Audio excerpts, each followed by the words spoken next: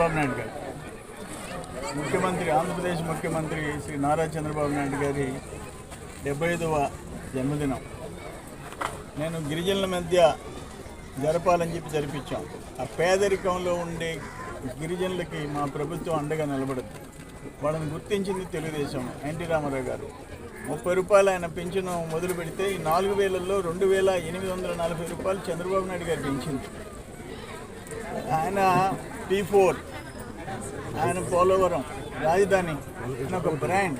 అంతకుముందు 2020, అంతకుముందు hitech city, ఆయన తెచ్చిన ఇంజనీరింగ్ కాలేజెస్. ఈరోజు లక్షల మంది ఇతర దేశాల్లో సాఫ్ట్వేర్ ఇంజనీర్స్ అంటే చంద్రబాబు నాయుడు.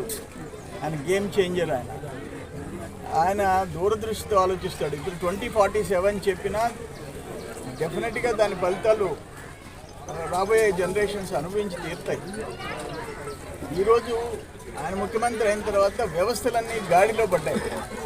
అంతకుముందు అసలు పరిపాలన లేదు. మొత్తము ఇరిగేషన్, అగ్రికల్చర్, R&B, ఎడ్యుకేషన్ అన్నింటినీ సర్వనాశనం చేసింది గత ప్రభుత్వం. ఈరోజు చంద్రబాబు నాయుడు గారు, అనుభవజ్ఞుడైన చంద్రబాబు నాయుడు గారు ఇచ్చి గాడిలో పెట్టింది. ఆయన ఒక రిపోర్ట్లో దేశంలో ఉండే ముఖ్యమంత్రుల్లో అత్యుత్తమ స్థాయిలో ఉండే నంబర్ 1 ఎవరంటే చంద్రబాబు నాయుడు గారు అని చెప్పేసి ఆ రిపోర్ట్ ఇచ్చిన విషయం మనం చూసాం.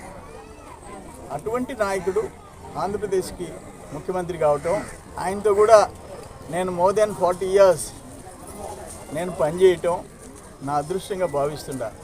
ఆ భగవంతుడు ఈ పేద ప్రజలు, రాష్ట్ర ప్రజలు, దేశంలో ఉండే ప్రజల ఆశీర్వాదాలు ఆయనకు ఉండాలా. ఆయన ఆయురారోగ్య ఐశ్వర్యాలతో 10 కాలాల పాటు రాష్ట్రాన్ని పరిపాలించాలా అని చెప్పేసి నేను కోరుకుంటున్నాను.